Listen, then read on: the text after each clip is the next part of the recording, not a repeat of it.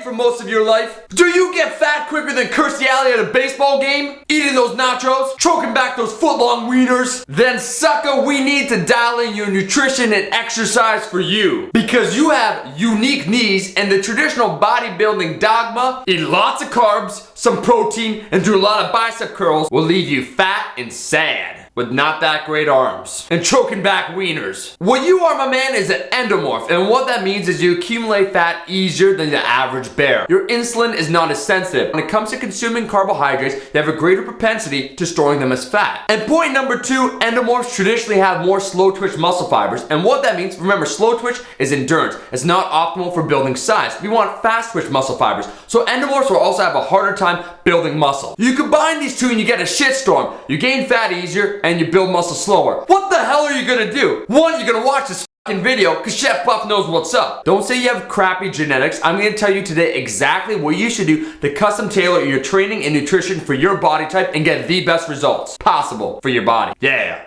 Maybe. Rule number 1, eat the minimum amount of calories that you need to gain muscle. Excess calories that you consume will be stored as fat. You need to make sure that the calories you consume will actually be utilized towards building muscle. In order to do that, your macronutrients, you gotta get right between the protein, carbs, and fat. Now I give perfectly detailed answers in the description about how your macronutrients should look, for protein, carbs, and fat. So check that out. If your performance in the gym is getting better, you're gaining size, and you're maintaining your body fat level, or perhaps dropping it, brother, you're eating the right amount of calories for yourself. 2, carbs are tricky. When it comes to carbohydrates, it's all about timing and the type. What I mean by that, remember, carbs are just energy, so you should consume your carbohydrates around when you exercise, when you need energy. The 2 most optimal times for carbs for you are breakfast and around your workout, so both pre-workout, during your workout, and after exercise. As a great rule of thumb, 50% of your carbohydrates for the day should be consumed pre, during, and after your exercise, about 25% for breakfast, and the remaining 25% should be slow digesting carbohydrates. We're talking about, beans, lentils, and so forth, will be consumed throughout the rest of the day. You want fast-acting carbs around your workout. That's where sugar, dextrose, maltodextrin, waxy maize, that's when those workout nutrition guidelines come in. That's when you consume your fast-acting, more sugary carbs.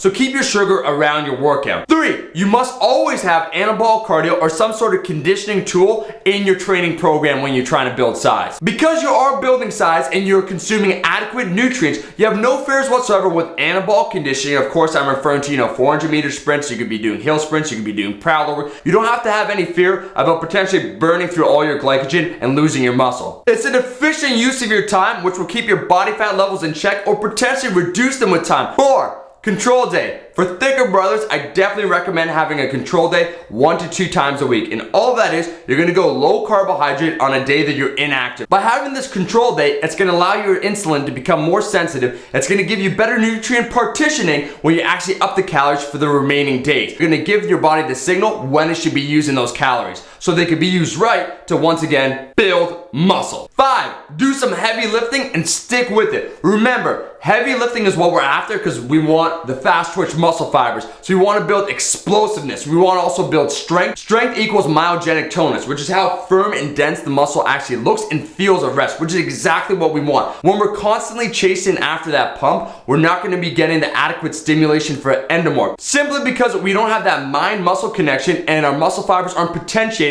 like, say, your average trainee or those that are blessed with great genetics that either are ecto or mesomorphs. Guys, the point of this video was to clearly explain for endomorphs why it's harder for them to build muscle and why it's harder for them to stay lean when building that muscle. By timing our nutrients correctly, by lowering our carbohydrates and using them around our exercise, by doing proper training parameters, including our cardiovascular work that's going to be intense and hard, intense training, we could definitely skew our genetics to the most favorable position they could possibly be to help build the best body we can achieve. That's it. I want to hear from my bigger brothers. What are some pieces of advice you'd also give? Share in the comment section below. Until next time, Buff Army, make sure you stay...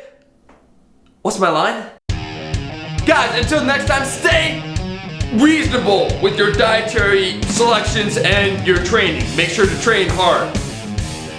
Yeah, I can't eat that. I'll get fat. I'll take 4 of those, please, to go right now.